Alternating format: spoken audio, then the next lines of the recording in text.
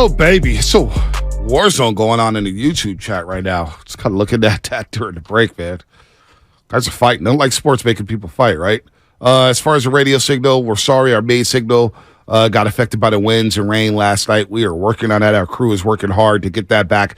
If you can't get to the radio, download the Odyssey app right now. Odyssey app, or find us on YouTube or Twitch, and you can find the show right there. We apologize for the inconvenience, but we need that. We need that. So, George Kontos will join us. We'll talk a little baseball. We'll get back into the Golden State Warriors. The Warriors, man. I'm thinking about them. Like, Sacramento's having fun. OKC's having fun. These teams are having fun watching their squads. And I'm watching Warriors the other night. It's just thinking, no urgency, man. Can I at least have some fun? Joy. Did you hear Steve Kerr yesterday, by the way? Steve Kerr said he's having fun this year. It's a lot of fun to be in a playoff race. It's different.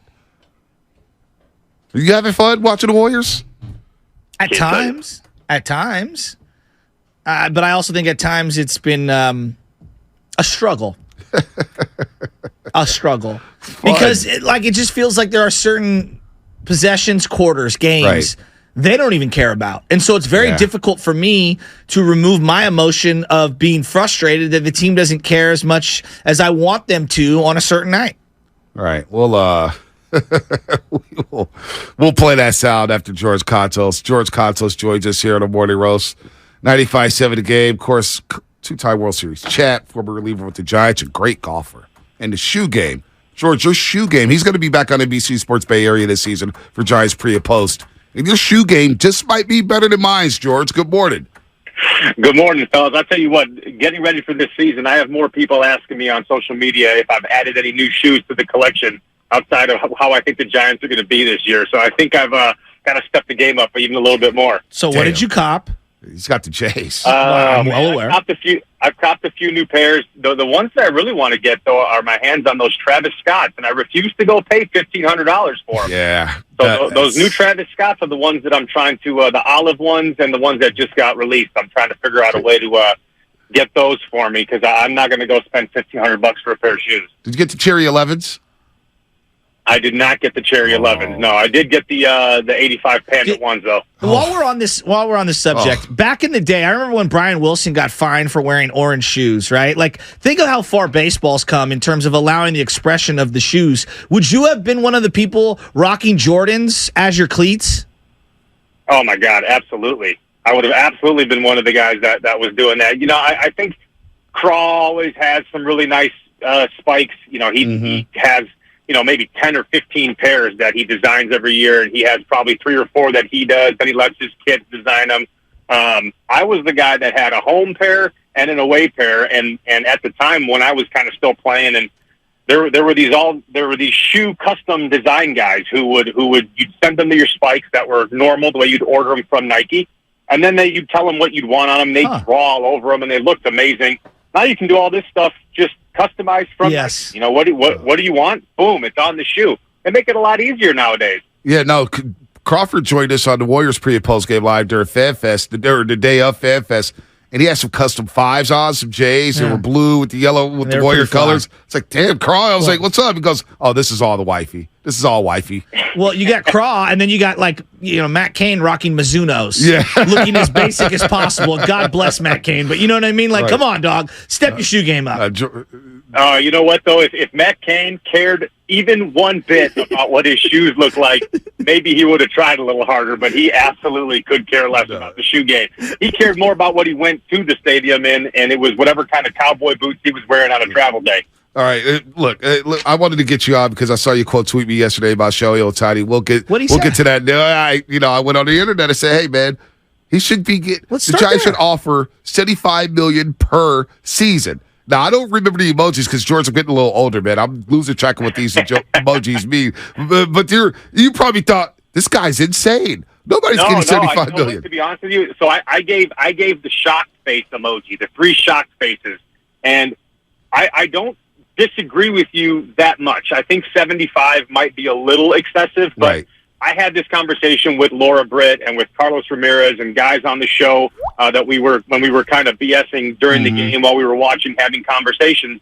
And you have to pay this guy for what he brings to the table. Yep. He brings to the table a middle-of-the-lineup power bat that can go out and hit 40 homers, and then he brings 102 as a top-of-the-rotation guy that can go throw 185. You have to pay him as such. So what I thought the deal would have been for him is 10 years, 60 a year, $600 million. That's kind of what I thought. Yeah.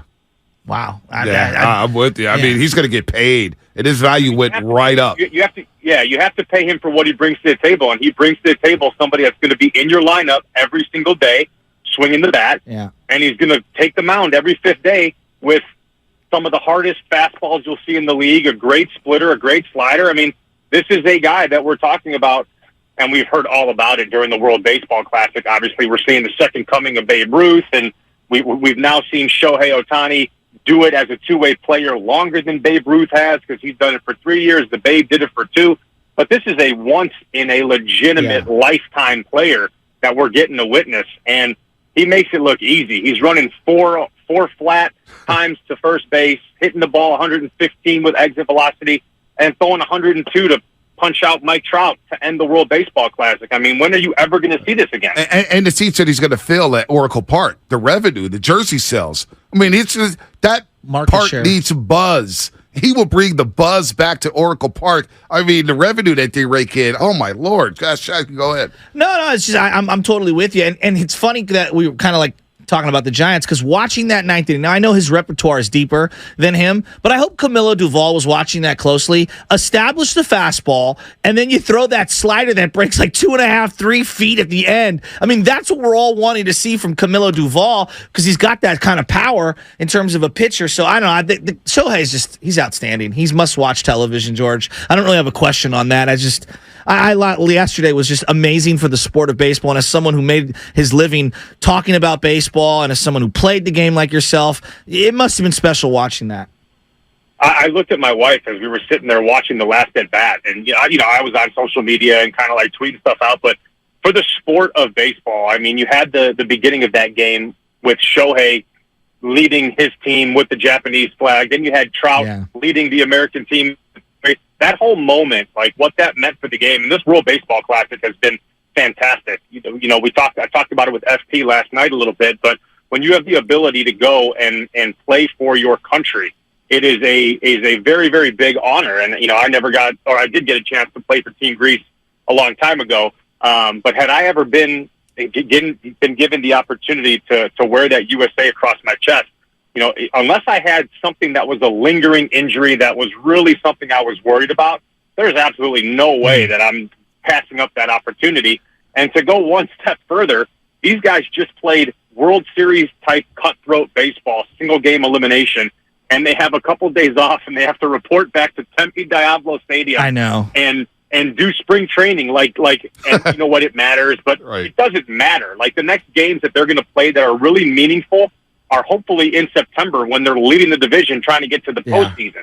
And not that the games 1 through 150 don't matter, because they obviously do, but that type of electricity and excitement really matter at the end. Yeah, not with that excitement level. I totally with you. All right, let's transition to the Giants here for a second, because you're talking about spring training. And look, I've only watched a couple of games on television. This is what I'm going off of. All right, I don't know if you've had an opportunity to see him up close and personal, but Bonte's giving me crap because I said that. No, that's not fair. What? Don't do that. Are you not giving me crap? No, don't do that. Well, I'm going to do it, because this is what you that's did. a lie. You have to step into it. Be who you are. No, all right? you're fibbing here. I said, look, I'm listening to Crawford. I'm listening to Kapler. I'm listening to guys that are around this dude every day. And they're saying, hey, he fields the ball different. I'm talking about Casey Schmidt. Now, I've only seen a couple of games, but there were like 3 plays in that game on Sunday, for example. And I know people could say, hey, it's spring training.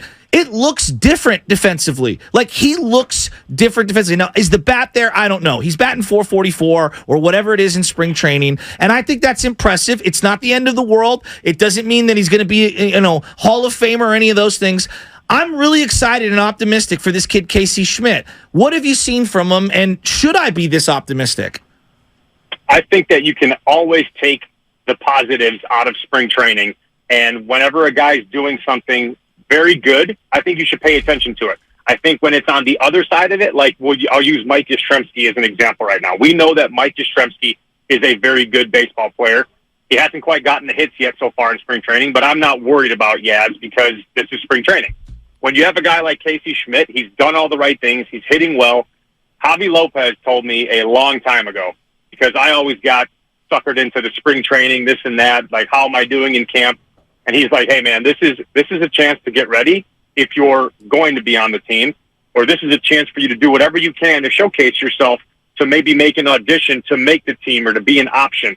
But until you start playing at night consistently and that second and third deck show up and there's fans in those seats, that's when you really see what the guy kind of has, in my opinion. And I've always taken that to heart when I'm watching guys. I mean, you have guys who like Casey Schmidt, he obviously can do it defensively. We've seen him play. We've seen all the highlights on the website that the Giants' media team are putting out there or during the game. You know, the 444 batting average, is that sustainable? Obviously not. Of course not. But he's definitely shown the flash of him being able to do it so far at that level against that type of competition. Hey, you know, Jordan, we have George Kontos. He's going to be on NBC Sports Giants pre and post game shows this year with Laura Britt, Carlos Ramirez. What year is this year number 3 for you, George, or 4? 4? This is year number 4. Third year in studio. First year was the shortened pandemic season of 2020. You're doing a hell of a job. We're glad that you're back. No doubt about that. Glad that you're back to shoe game. But look, I'm excited about Casey Schmidt too. Don't let Shasky fool you. He started talking the other day about Nolan Arenado and some of the great third basemen. I said, let the guy come into his own, because no, because defensively we know the glove is there. But as you mentioned, it's going to be at the batter's box where people are going to say, okay, what makes Casey Schmidt different? Can he hit in the box? And that's what I'm looking forward to. But it is exciting to have a prospect close to making a team, and we're going to see what if Farhan's draft picks finally make the big league club. That's exciting. That is exciting. And another guy, not to change the subject from Casey Schmidt, but I think that Blake Sable is a guy who I really enjoy watching. He is hitting the ball well. Yep. I know that his catching is a little raw, but being a Rule 5 pick is very unique. Because for those people who don't know what a Rule 5 pick is you're selected from another organization, and you have to spend the entire upcoming season at a level above where you played last year. So Sable would need to be on the Giants' major league roster for the entire year. And I know that the catching is a little bit of a work in progress. We saw him catching Logan Webb a couple times, you know, with the sinker and getting to know the pitchers a little bit. But the bat seems to be there. He can hit for power. He's hitting .333. He can play the outfield. You can put him at first base and teach him there. Ron Wotus is the best at teaching all that stuff. So I think he's a really interesting guy as well, that if they can find a way to keep him on the roster all year, could be a guy that could help out in the future for sure. George, I'm looking at this pitching staff, and it just, gosh, I mean, Rodon, I know he's hurt right now, and believe me, I understand. There's a reluctance to give anybody who's pitching a 5-year deal with the history that he's had. They don't look like they have a supreme rotation. They got a bunch of 5s who they're hoping can produce like 2s and 3s, and man, I'm real skeptical. I like the bullpen pieces. You know, I do. I think Doval's got to take another step forward. He had a really solid year last year. Love the Rogers brother acquisition. I'm real iffy on this rotation. Should I be? I don't think you should be iffy on it. I think that if these guys can stay healthy, we saw what DeSclafani did a couple years ago to earn him his contract. We know that Alex Wood, when he is healthy and is not dealing with back issues, what he can do. Logan Webb, in the last 2 years, has taken drastic strides forward. And this guy is I consider him maybe not the kind of frontline stuff that you're used to seeing. He's not pumping 100. But when he takes the mound every 5th day, you really have confidence that the Giants are going to win. And that, I think, more so is indicative of an ace than just going out there pumping 100 miles an hour. And the strides that he's made mentally and physically are really impressive. Minaya, I've always thought he had great stuff. He's on kind of like the bounce back mend. Ross Stripling, him being a Dodger for as long as he was, the guy is a solid. I'll give you that one for a number 4-5 swingman type guy. I kind of like, as long as they stay healthy, this is going to be maybe not going out throwing 7 innings shutout, but they're going to keep the Giants in every game and give them a chance to win. I do think the Giants will shock some people this season. I'm starting to warm up to that. Maybe, I got 85 wins. Maybe that's they're in the mix. My over-under. They'll be in the mix. We'll see. You're in the mix. We're in the mix. That's all I want, George. Be in the mix, make a run at the playoffs, and let's see what happens from there. We know anything can happen. As the 2014 and 2012 Giants proved that one. George, always good talking to you, man. Can't wait for the drip next week when you come to NBC Sports Bay Area. George, always good talking to you. Thanks for having me, guys. Great chatting. Anytime. George Kontos here on the Morning Roast on 95.7 The Game. See, this is where you tick me off, and I'm not going to get annoyed this morning. Not going to do it. Not going to do it. At what point did I ever say Casey Schmidt is Nolan Arenado? No, you start comparing. He's no, like, I didn't. no. I did not. No, Find me